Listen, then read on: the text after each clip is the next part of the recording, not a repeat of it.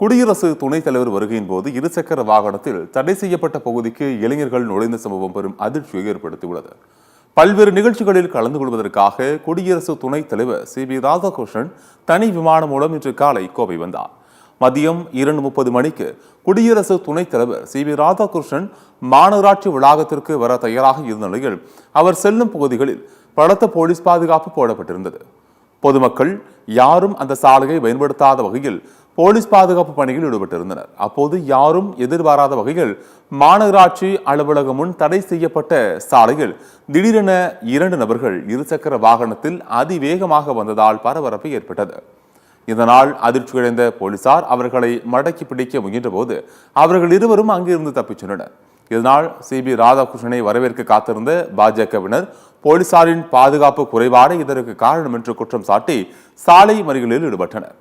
இது தொடர்பான வீடியோவை எக்ஸ் தளத்தில் பதிவிட்டுள்ள வானதி சீனிவாசன், குறைபாடு இருந்ததா என்பதை உடனடியாக ஆராய்ந்து அதற்கு பொறுப்பான காவல்துறை அதிகாரிகள் மற்றும் பணியில் ஈடுபட்டிருந்த ஊழியர்கள் மீது உரிய நடவடிக்கை எடுக்க வேண்டும் என வலியுறுத்தியுள்ளார்.